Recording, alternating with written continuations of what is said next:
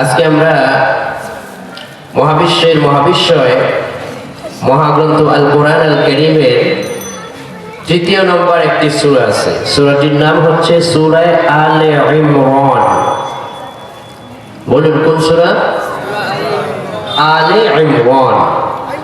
এই সূরার 31 নম্বর আয়াত থেকে আমরা কথা বলবো, শুনবো। বলুন ইনশাআল্লাহ। আজকের এই মাহফিলের মহামান্য সভাপতি সাহেবকে আল্লাহ হায়াত বাড়িয়ে দিন, পড়ি আমিন। আজকের এই মাহফিলকে যারা আয়োজন করেছেন তাদেরকে আল্লাহ জান্নাতে এরকম আয়োজনে মঞ্জুর করুক, পড়ি আমিন। আজকে আপনারা যারা বসে আছেন আপনাদের প্রত্যেককে যেন মৃত্যুর পরবর্তী জীবনে জান্নাতের প্যান্ডেলে বসার তৌফিক দেয়। চিৎকার দিয়ে কোন আমিন। আমরা আজকে সূরা আলে ইমরান এর 31 নম্বর আয়াতের অবলম্বনে তাফসীর শুনবো। বলুন ইনশাআল্লাহ। এই আয়াতে আল্লাহ পাক গোটা বিশ্ব মানবতাকে একটি প্ল্যাটফর্মে আসার ইনভাইট করেছেন এবং একজনকে আদর্শ মেনে নিতে বলেছেন, যার নাম হচ্ছে মুহাম্মদ সাল্লাল্লাহু। পৃথিবীতে যত নেতা আছে, পৃথিবীতে যত রাষ্ট্রনায়ক আছে, পৃথিবীতে যত রাষ্ট্র পরিচালক আছে, গবেষণা করে দেখা গিয়েছে রাসূল করিম সাল্লাল্লাহু আলাইহি ওয়াসাল্লামের উপরে কোনো রাষ্ট্রনায়ক পৃথিবীতে জন্ম হয় নাই। কোন আল্লাহু আকবার। একমাত্র আদর্শ মহান নেতা যিনি, তার নাম হচ্ছে মুহাম্মদ সাল্লাল্লাহু। তাকে যদি আপনি ফলো করেন, তাকে যদি আপনি আদর্শ বানিয়ে নিতে পারেন, তাহলে আপনার ব্যক্তি, পরিবার, সমাজ, রাষ্ট্র, সেক্রেটারিয়েট, গণভবন, পার্লামেন্ট, সচিবালয়, সব জায়গায় আপনাকে সম্মানের চেয়ার দিবেন যিনি কে? সো রাসূলই হচ্ছে আমার আপনার প্রত্যেকের জীবনের সফলতার একমাত্র পথ। আর আল্লাহ পাক এই কথাটুকুনি এই আয়াতের মধ্যে কোট করেছেন। বর্তমান বাংলাদেশের সবচেয়ে বড় সমস্যাটা কি? বড় সমস্যাটা হচ্ছে আমাদের কোনো নেতা নেই। পার্লামেন্টটা এখন খালি, ঠিক না? আগামী দিনে এমন একজন নেতা আসা চাই যিনি রাসূলকে আদর্শ মেনে রাসূলের আদর্শ দিয়ে রাষ্ট্র চালাবে। কোন ঠিক কিনা? রাসূলের আদর্শ দিয়ে রাষ্ট্র যারা চালাবে কেবলমাত্র তাদের মাধ্যমেই বাংলাদেশ নিরাপদ থাকতে পারে, ঠিক কিনা? আল্লাহ পাক এই আয়াতে চমৎকার ভাবে আমাদেরকে ইনভাইট করেছে যে তোমাদের জীবন চলার পথে একমাত্র গাইডলাইন তাকেই দিয়েছি আমি, যিনি মুহাম্মদ সাল্লাল্লাহু আলাইহি ওয়াসাল্লাম। রব্বুল আলামিন বলেন, কুল ইন কুনতুম তুহিব্বুনাল্লাহ ফাত্তাবিউনি ইউহিব্বুকুমুল্লাহ ওয়া ইয়াগফির লাকুম যুনুবাকুম ওয়াল্লাহু গফুরুর রহিম।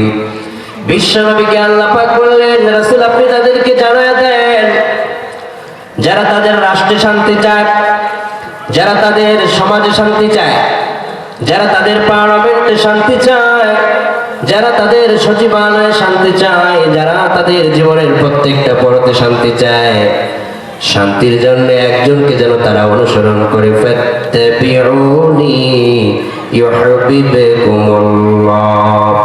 তারা যেন রাসূল আপনাকে ফলো করে, তারা যেন আপনার আদর্শকে মেনে নেয়।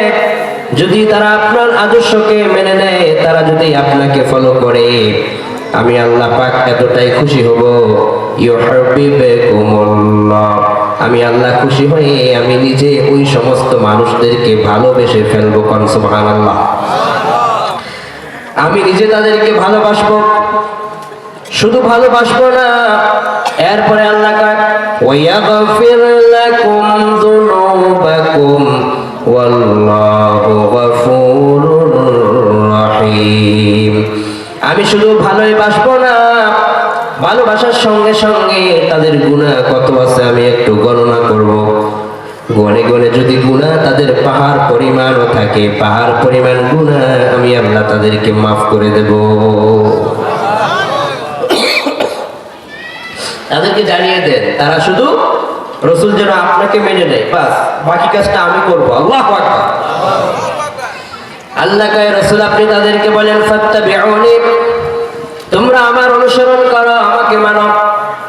আর আল্লাহ পাক তোমাদেরকে ভালোবাসবে, তোমাদের গুনাহগুলোকে মাফ করে দেবে।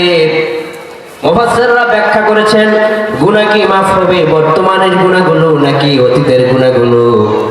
এই ব্যাপারে মুফাসসিররা ব্যাখ্যা করেছেন যে গুনাহ শুধুমাত্র আজকের নয়, তোমার পিছনেও যত গুনাহ হয়েছে, আজ পর্যন্ত যত গুনাহ করেছো, সমগ্র গুনাহ আল্লাহ মাফ করে দিবে।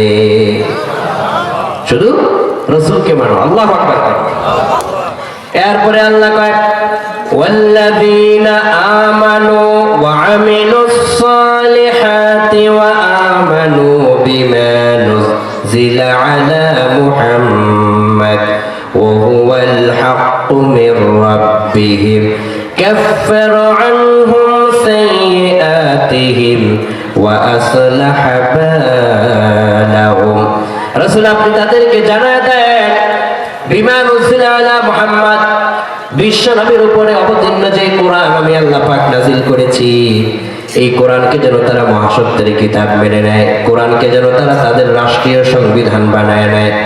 কোরআনকে যখন তারা রাষ্ট্রীয় সংবিধান বানাবে, রাসূলকে যখন তারা আদর্শ বানায় নেবে, আমি আল্লাহ পাক ওয়াদা করলাম কাফফারা আনহুম সাইয়্যাতিহিম ওয়া আসলাহা বালাহুম।